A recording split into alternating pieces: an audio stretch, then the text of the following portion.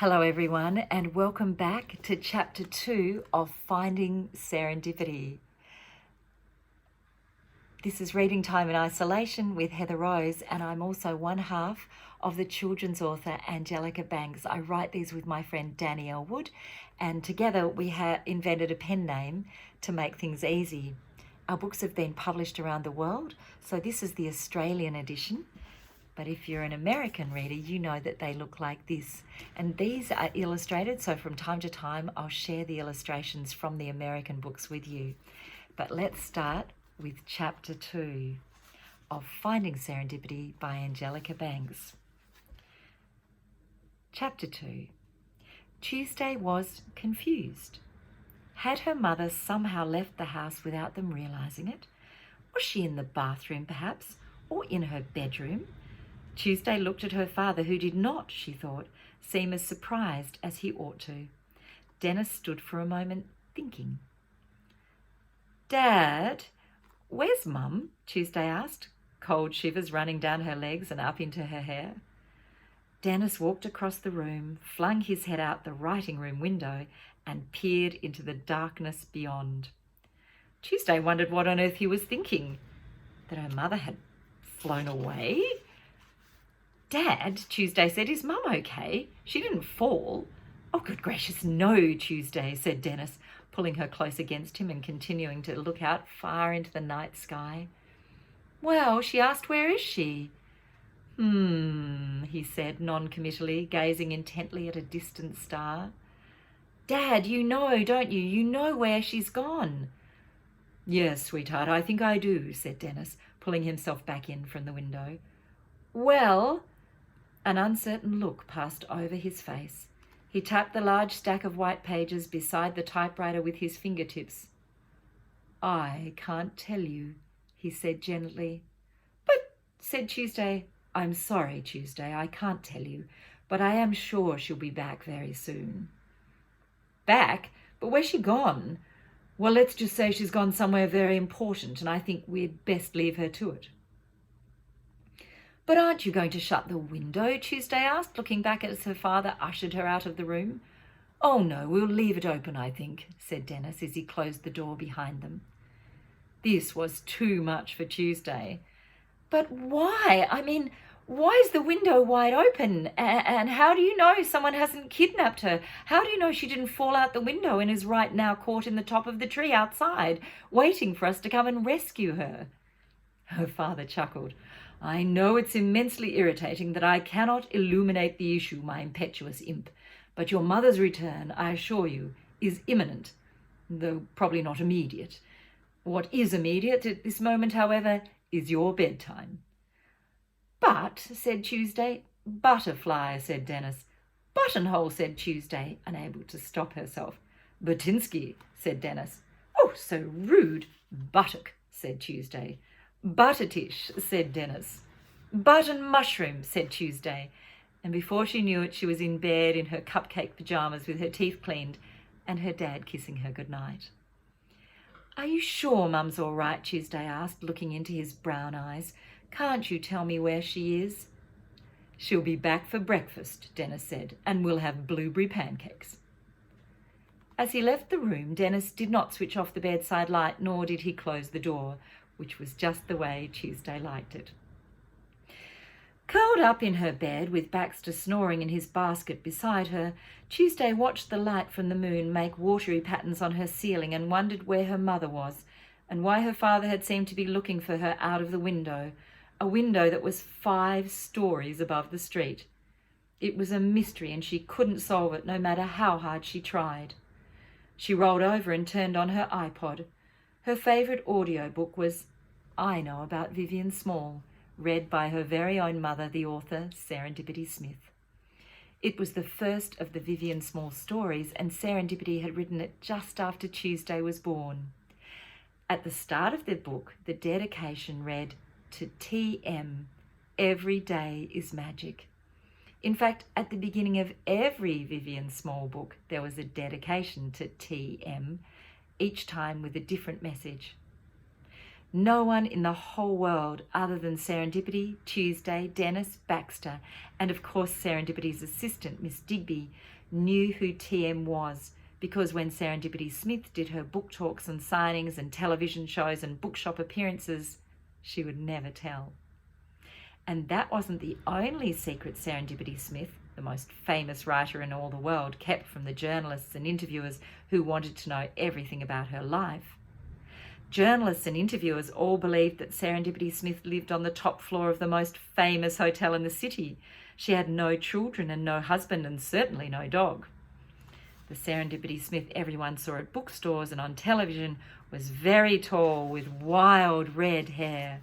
She wore velvet coats in every colour, long purple boots and fabulous glasses. It was rumoured that she wrote day and night, which was why she was so rarely seen in public. Room service trays piled up in the hallway outside her room, barely touched, and the hotel's maids removed rubbish bins overflowing with pencil shavings. When Serendipity Smith strode through the hotel foyer of the most famous hotel in the city, people gasped and pointed, cameras flashed, and fans raced up asking her to sign copies of her books. But a little while later, when an ordinary-looking woman with a short brown bob, wearing jeans, black boots and a short black coat, emerged from the hotel and hailed a cab to take her to Brown Street, no one paid any attention. When Tuesday's mother arrived at school to do canteen duty or to help with the school fair, no one called her Serendipity. They called her Sarah or Mrs. McGillicuddy. When children at school talked about the Vivian Small books, Tuesday never said, "My mum wrote them," even though she sometimes felt she would burst with the effort of keeping it a secret. For years, Tuesday herself had no idea that her mother was anything other than, well, her mother, the writer who worked in her writing room at the top of the house. But when they thought she was old enough, Dennis and Serendipity had given Tuesday her very first Vivian Small book and told her the truth. They had told Tuesday how vitally important it was that she never whispered a word to anyone of her mother's secret identity. And Tuesday never had. Because just as it never occurred to anybody that Tuesday's mum was more than she seemed, it never occurred to anybody that Serendipity Smith, the most famous author in all the world, was actually in disguise. And that's why it was possible for Tuesday and her mother and her father to take holidays together and never be recognised. They could play frisbee in the park on Saturdays and have brunch at the local cafe on Sundays without anyone ever troubling them. So Tuesday always found a way to keep the secret, and the mystery of all those books dedicated to TM remained unsolved. Tuesday lay in bed and listened to the recording of I Know about Vivian Small. Her mother's voice sounded far away, not close and cosy as it usually did. A little while later, after quite a bit of thinking and quite a bit of frowning, Tuesday fell into one of those strange sleeps where you're sure you're still awake. When Tuesday did wake up from this peculiar half-sleep, it was very late at night and the house was absolutely still. Surely her mother had come home by now. Very quietly, Tuesday crept out of bed past Baxter and made her way down the stairs to her parents' bedroom. From the doorway, she could make out only one sleeping form, her father's.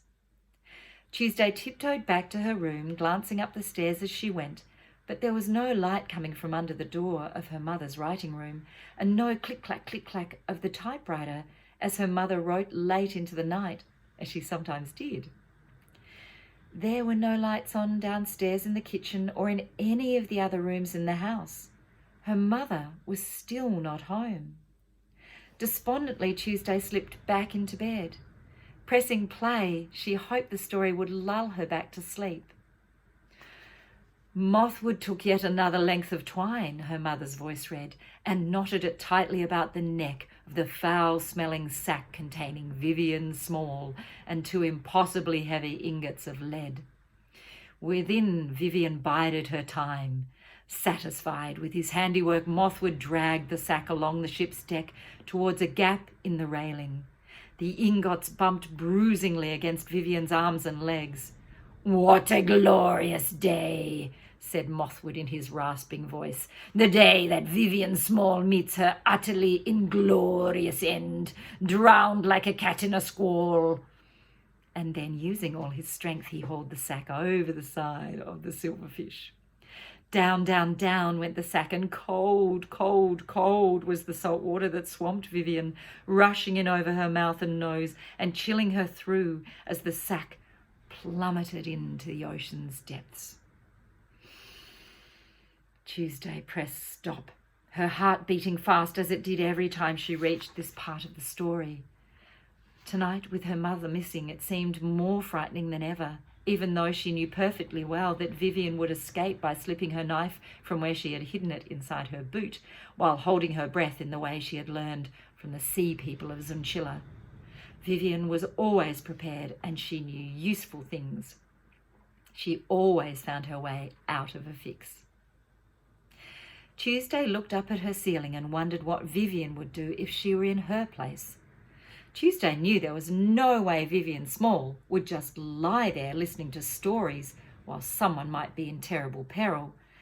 Vivian would scale mountains, ford snowdrifts, swim oceans.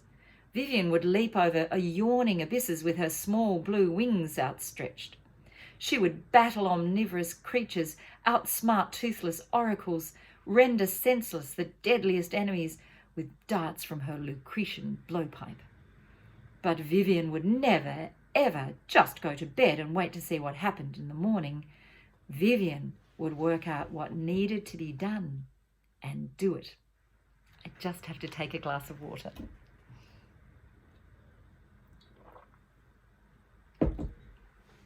Tuesday swung herself out of bed, and this time, as soon as her feet touched the floor, Baxter's eyes flew open. He got to his feet, shook himself, and looked at Tuesday with pricked ears. "Come on, doggo," she said. "I don't know how, but we're going to find Mum." Tuesday and Baxter quietly took the stairs to the top floor of the house. Tuesday opened her mother's office door. Moonlight flooded across the floor. The deep red reading chair looked enormous in the darkness. So did her mother's desk, and so did the window that was opened wide to the night sky. Tuesday switched on the lamp with the fringe of red beads, making the room glow with a soft ruby light. For the first time ever, Tuesday sat alone on the chair at her mother's writing desk. On the right-hand side of the desk was a big, thick stack of pages. It was, Tuesday knew, the manuscript of Vivian Small and the Final Battle. Serendipity had stacked the pages upside down so that the page on the very top was the last page that she had written. Tuesday was tempted. She reached out and lifted one corner of that very top page and stopped. Reading the end of a book before you've read the beginning, Tuesday knew, was a sure way to spoil it. And she also felt that it would be wrong to read any pages of the book before her mother had said it was ready. She let the corner of the page fall back into place, put her hands on the edge of the desk, and stared out the open window into the night sky above the city. "Mum," she whispered. And then Tuesday noticed that sitting in front of her mother's typewriter was a tiny silver box. Tuesday had never seen this box before.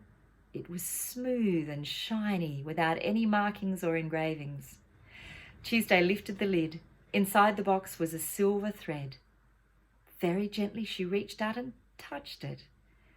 It moved a little and then lifted up and floated in the air. Tuesday had never seen anything like it. It wasn't a thread from a dress or a scarf. It wasn't even a thread of moonlight, though it was soft and shimmery the way moonlight is. Once she had guided the thread very gently onto her fingertip, she could see it wasn't a thread at all. It was two silver words joined by something invisible. And those words were the end. The end. Were those the last two words her mother had written?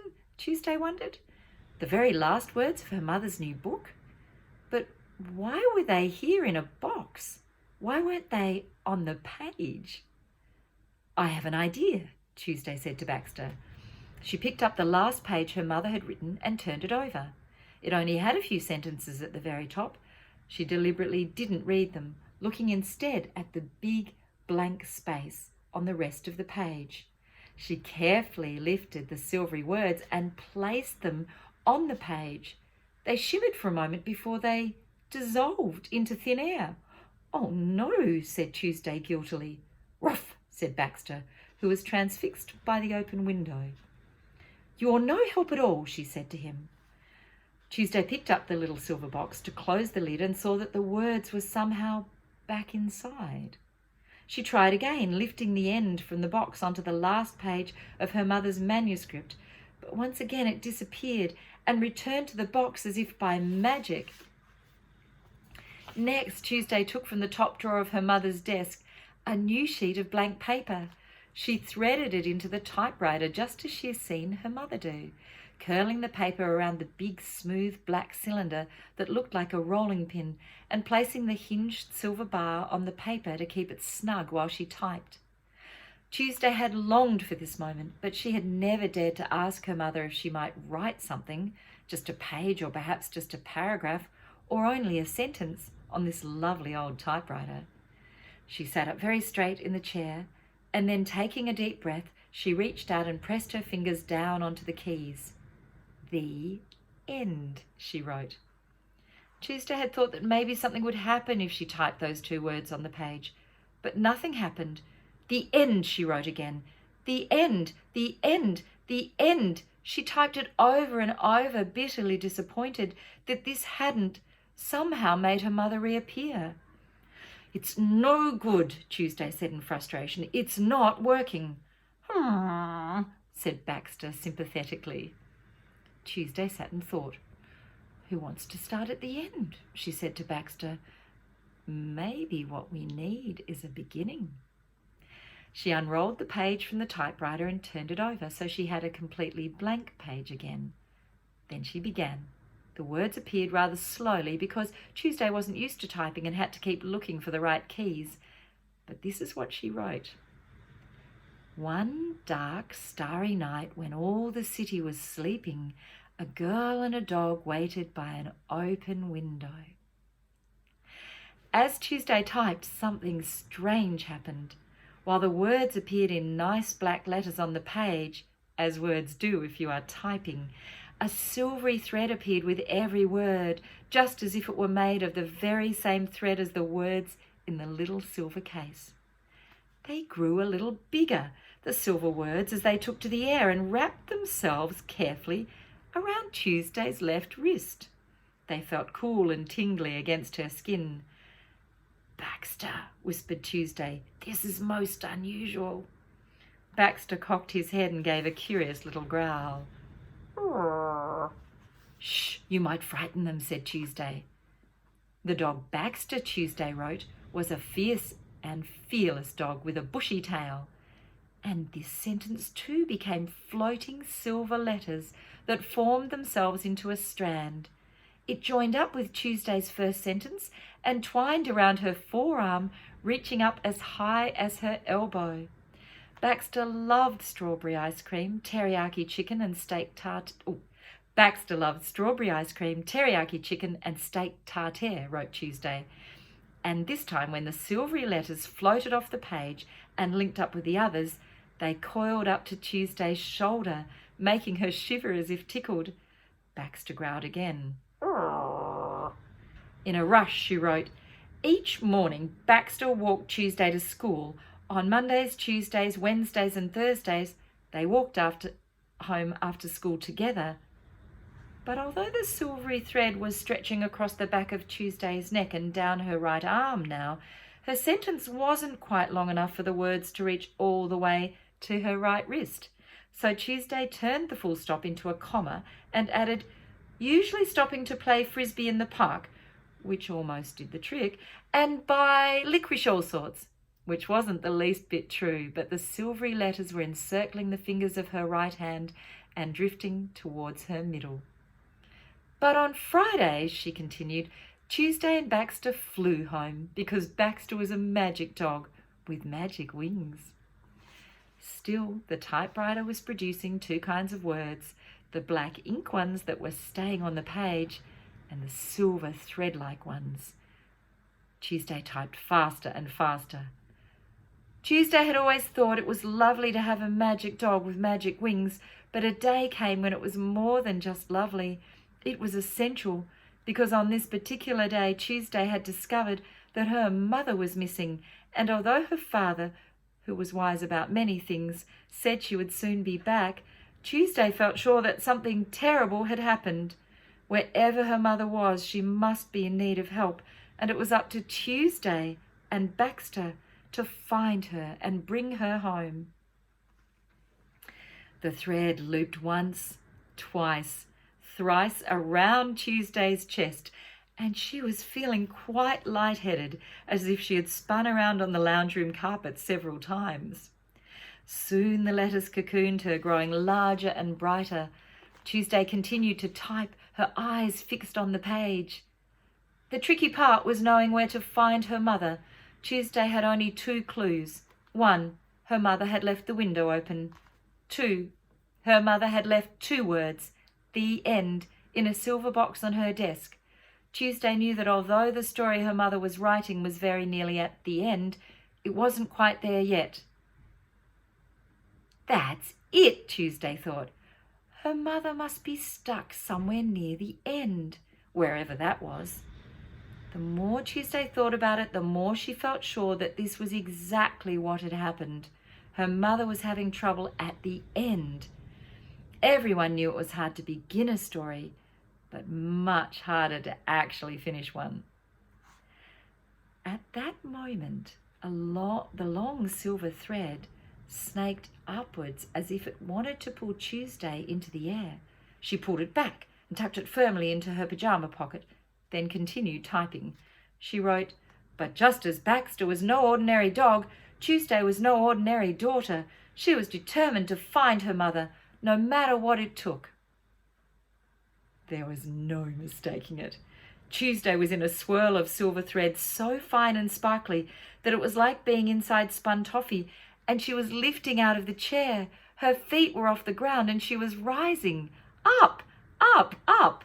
"Oh, Baxter," Tuesday giggled, "look at me, I'm taking off." Baxter barked loudly. Tuesday twisted and turned, gasping at the novelty of floating above her mother's desk. "I'm flying! I'm really flying," she said in wonder. "Oh, Baxter, don't just bark. Jump, jump." And in a moment of moonlight and silvery letters, in a room full of books all higgledy-piggledy, Baxter took an enormous leap right up into Tuesday's arms. "Tuesday," came her father's voice, and there was Dennis McGillicuddy standing at the doorway in his tartan dressing gown. "Tuesday, come down from there," he called. But Tuesday felt deliciously happy, as if she'd just jumped into a swimming pool on a hot afternoon. Baxter was panting in her arms as if he too felt the delicious, giddy feeling that was sweeping over Tuesday. He did not appear the least bit worried about floating with Tuesday towards the open window. "We're going to find Mum," Tuesday said to Dennis. "Oh dear," said Dennis. "I saw it coming, but I didn't expect it quite so soon." "What?" Tuesday asked. "Don't you see?" he said. "You're off, you're off. A story has got hold of you. There's no denying the undeniable, no dilly-dallying with the undelayable.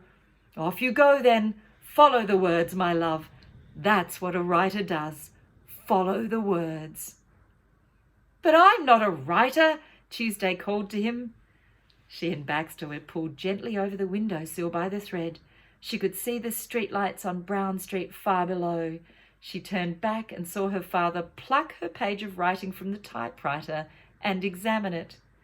He nodded and called out, "Oh, I think you are, my love, I think you truly are.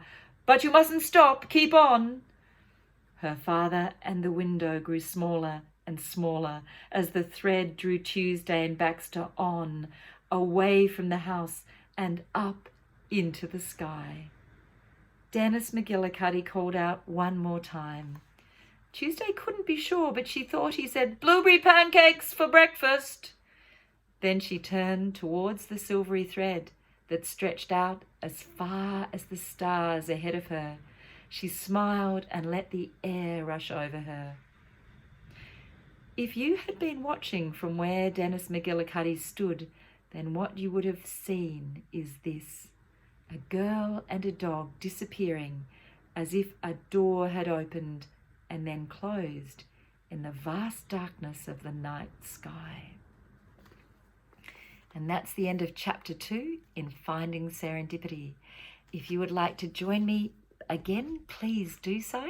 I'm reading on Facebook Live and also on Instagram Live, so you can see the live broadcasts on both those platforms, and then I re-record these for YouTube. So here is the book in the Australian edition, and if you're an American reader, you're reading it in this.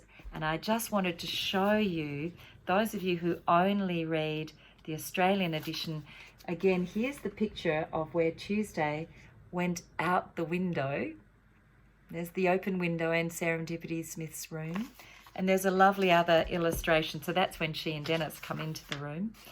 And then there's another lovely illustration of Tuesday lying in bed and thinking about how she's going to deal with this idea of her mother having left.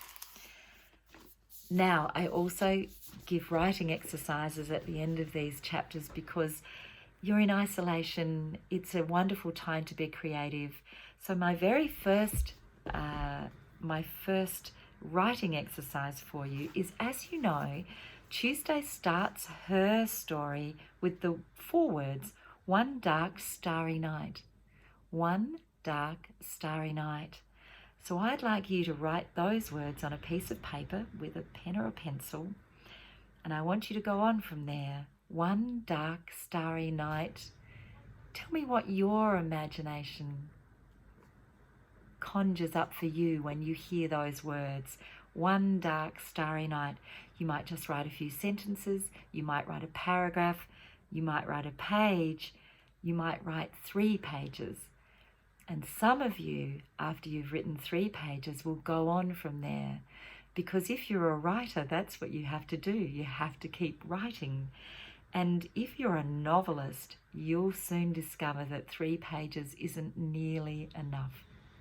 So have fun with that writing exercise, and I look forward to seeing you again for chapter 3 of Finding Serendipity next time. Lots of love.